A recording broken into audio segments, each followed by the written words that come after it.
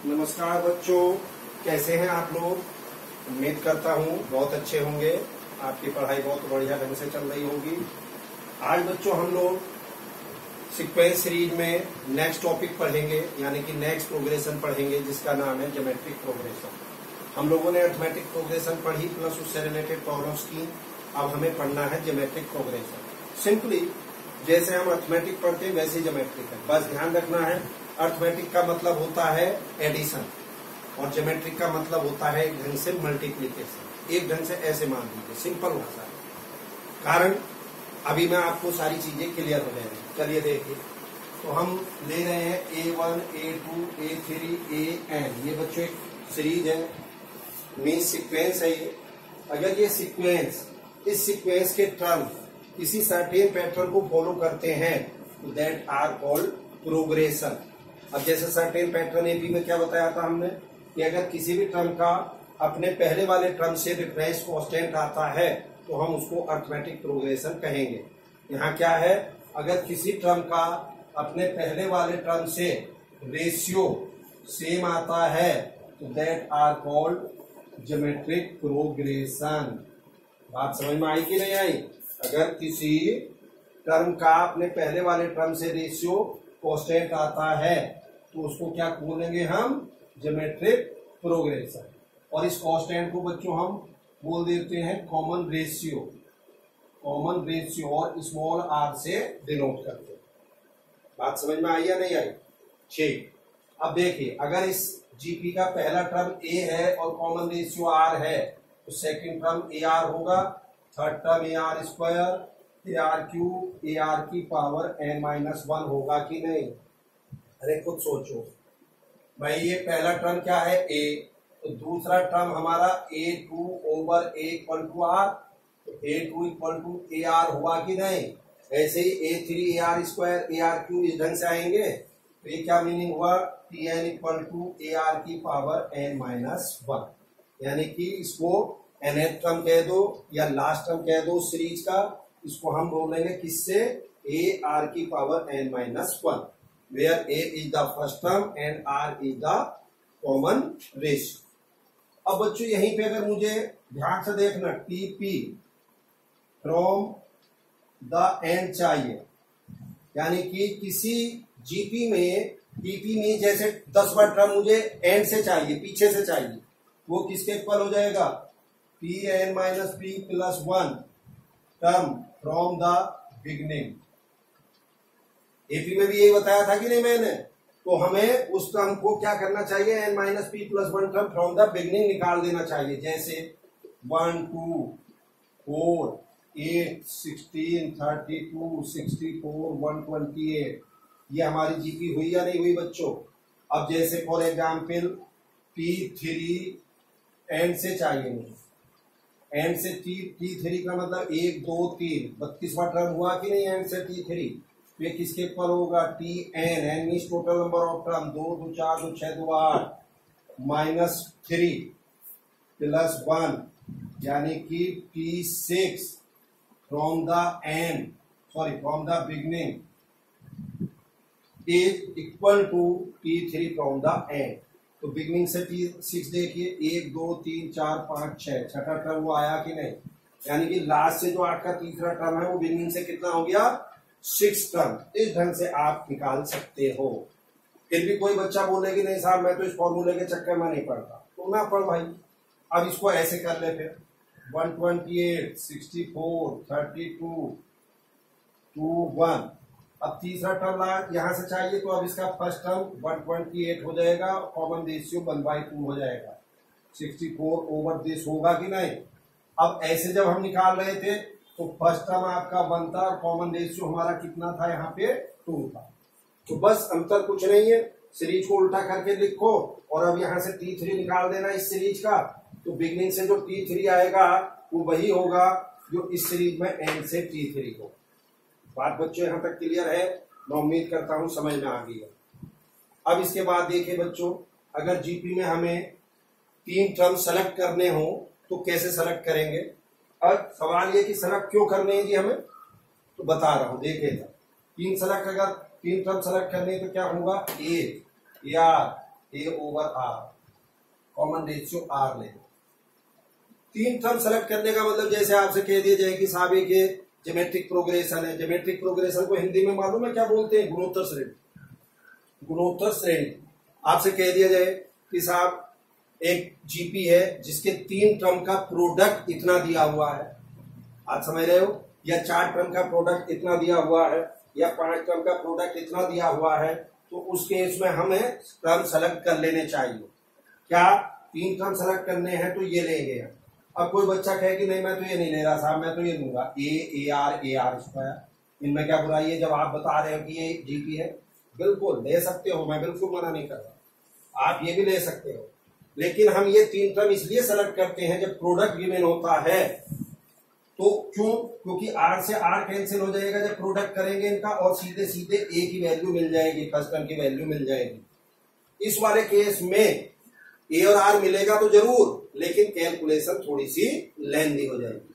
तो भैया जीपी में एपी में मैंने बताया था अगर 3 टर्म का सम दिया हो तो 3 टर्म सेलेक्ट करने चाहिए जो बताए थे।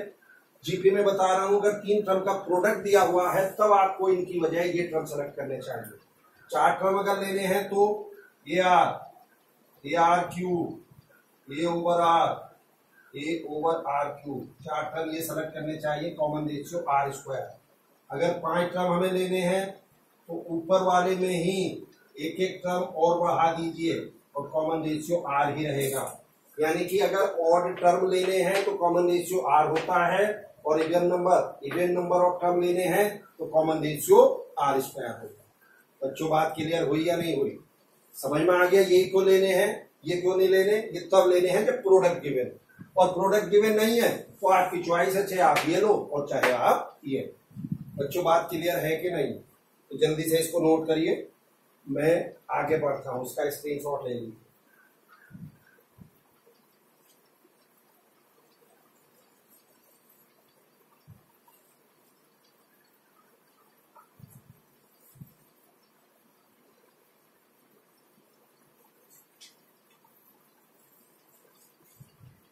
चलिए बच्चों देखिए next, sum of geometric progression, sum of n term of a G. चलिए साहब S a r square, a are की power n minus 2, a are की पावर n माइनस 1। क्लियर है बच्चों? हमें इस जीपी का सम निकालना है। क्या निकालना है? सम।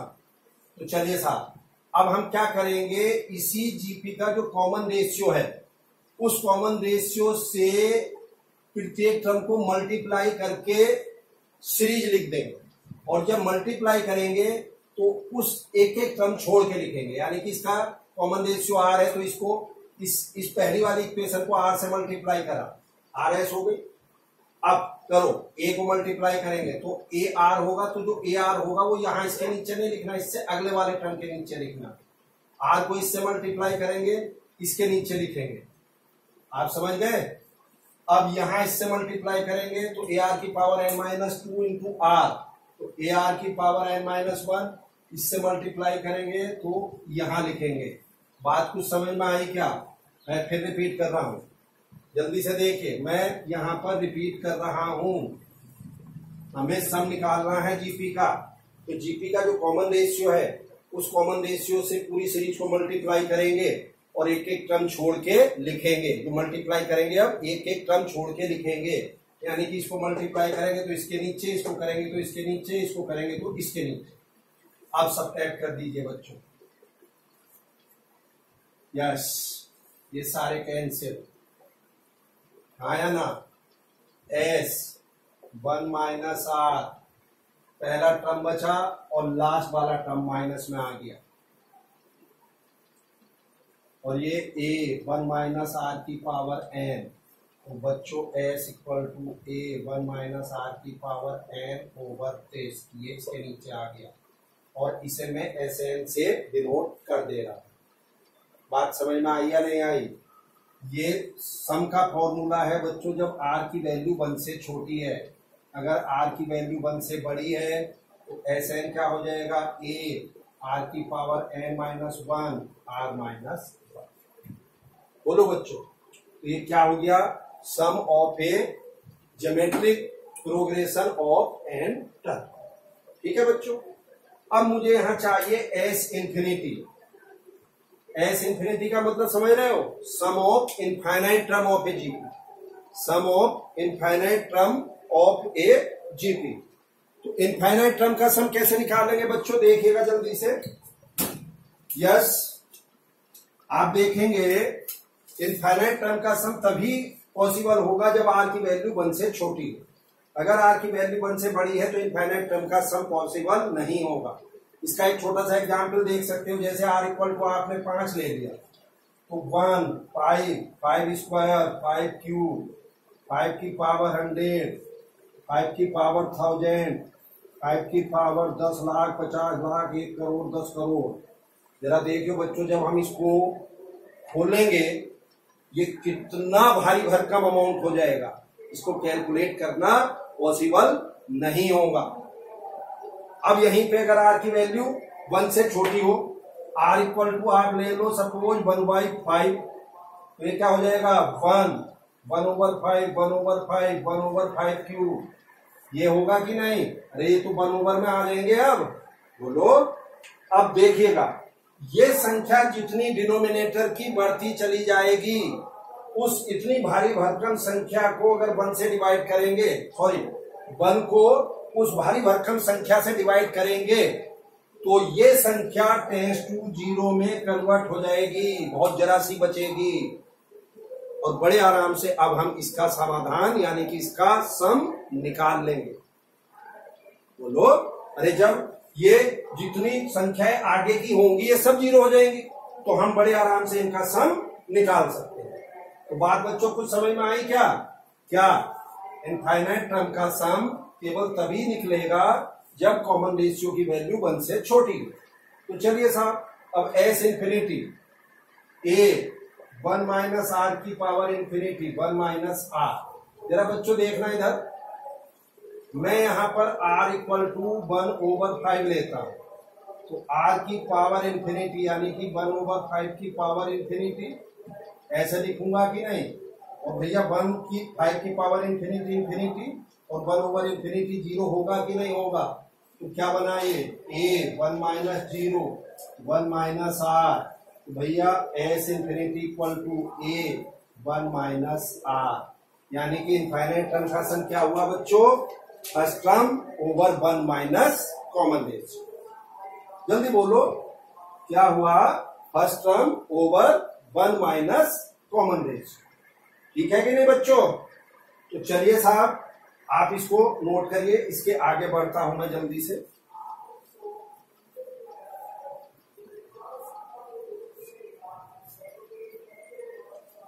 देखो बच्चों जल्दी से,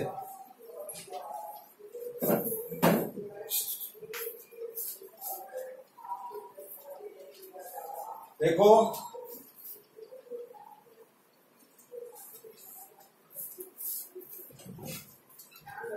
यस, अब आगे का देखिए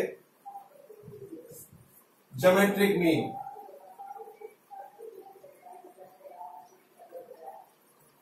ये नंबर है बच्चों ए और ये बी और ये कैपिटल जी।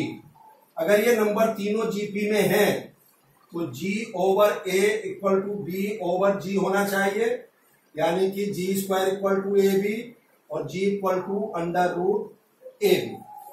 बात को समझ में आई क्या? बोलिए बच्चों, तो हम कह सकते हैं यहाँ पे G is the geometric mean of two number A and B। Clear है बच्चों? अब देखें next, insertion of n geometric mean between two number. दो नंबर के बीच मुझे एन ज्योमेट्रिक मीन इंसर्ट करने हैं। ये दो नंबर है बच्चों ए और B, G1, G2, G3, Gn।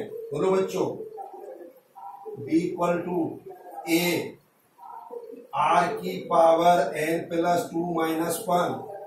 मैंने फॉर्मूला लगाया बच्चों Tn equal to A are की पावर n माइनस 1 का। देखिए G1 से Gn तक n नंबर ये हो गए, एक ये टोटल नंबर n+2 हुए और -1। तो यहां से क्या बना, b/a इक्वल टू r की power n+1। So r equal to b/a की पावर n+1। बोलिए बच्चों, होगा कि नहीं होगा? अब आइए, G1 AR, G2 AR square, G3 AR cube, Gn AR की पावर n। होगा कि नहीं होगा? बताइए। इस ढंग से हम इनकी वैल्यू निकाल लेंगे। आर को उठा के यहां रख देंगे। ये ए और बी आपको गिवन होंगे न्यूमेरिकल फॉर्म, आप आराम से कर लेंगे। अब इसके बाद बच्चों प्रॉपर्टी है क्या, देखिए इधर, द प्रोडक्ट ऑफ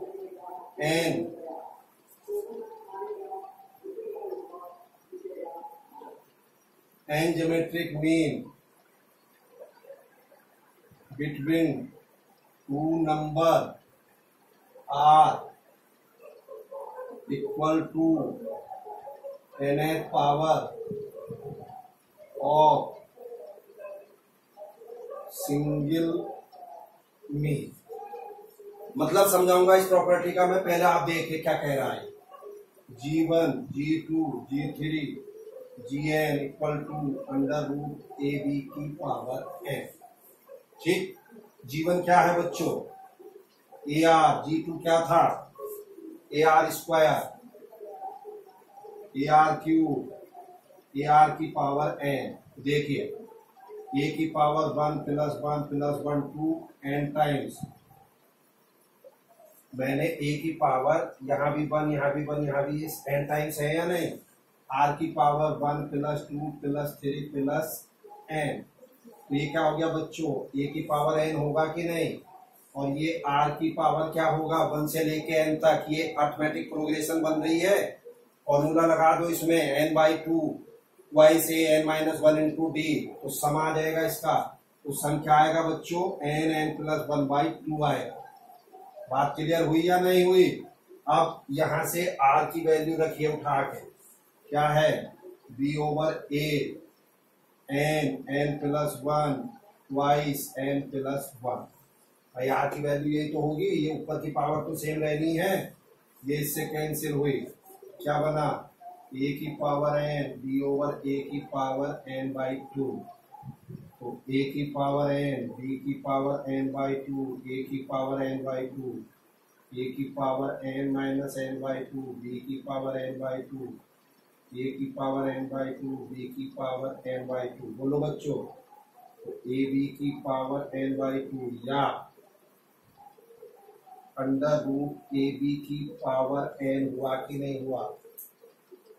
अब बच्चों आइए, क्या लिखा था मैंने, the product of n geometric mean. तो एन ज्योमेट्रिक मीन क्या थे, G1 G2 G3 Gn between two numbers, यानी कि ए और बी के बीच जो थे। इन सारे जब एन ज्योमेट्रिक मीन का प्रोडक्ट किसके इक्वल होगा, nth power of the single mean. तो भैया इन दो नंबर ए और बी का सिंगल मीन, यहाँ पे √ab आया है कि नहीं, ए बी का जो सिंगल मीन G था वो √ab है। तो nth power of the single mean, ये मुझे प्रूव करना था, जो मैंने आपको करके दिखाया। बच्चों एपी में क्या थी प्रॉपर्टी, the sum of n arithmetic mean between two positive number are equal to the n times between the single mean. वहां सम था, यहां प्रोडक्ट था। मैंने आपसे कहा था ना कि ज्योमेट्रिक सीरीज को आप सीधे सीधे एक ढंग से प्रोडक्ट को मान लीजिए, प्रोडक्ट सीरीज, और अर्थमेटिक सीरीज में क्या करते हैं, हम एडिशन करते हैं। बात बच्चों ये क्लियर हुई या नहीं हुई? तो चलिए बहुत जल्दी से इसको नोट करिए क्विकली। मैं इसको हटा रहा हूं, इसका स्क्रीनशॉट ले लीजिए।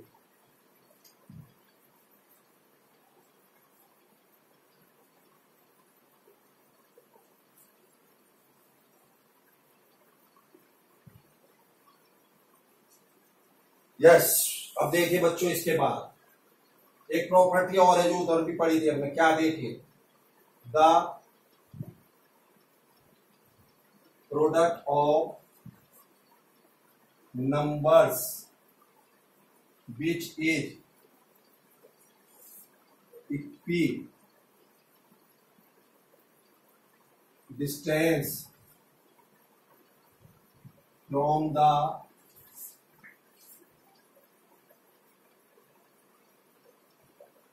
from the beginning and ends are same and equal to the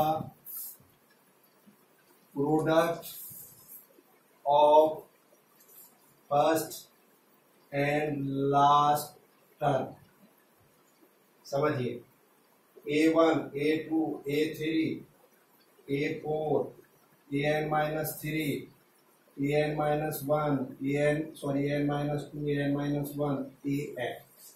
ये बच्चों मैंने एक जीपी की सीरीज लिखी। क्या कह रही है सीरीज? सुनिए, the product of the number which is equidistance from the beginning and ends are same means A2 an-1 equal to A3 an-2 equal to A4 an-3 this equal to A1 an। यानी कि beginning से पहला and से पहला इन दोनों का product, beginning से तीसरा इन दोनों का प्रोडक्ट, ये सब करते चले जाइए। ये सारे के सारे इक्वल होंगे और किसके? सारे के सारे सेम होंगे। किसके इक्वल होंगे? फर्स्ट एंड लास्ट टर्म के। जैसे 1, 2, 4, 8, 16 और ये क्या हो जाएगा 32, 64 एटसेट्रा। जल्दी बोलो बच्चों। तो देखिए 128।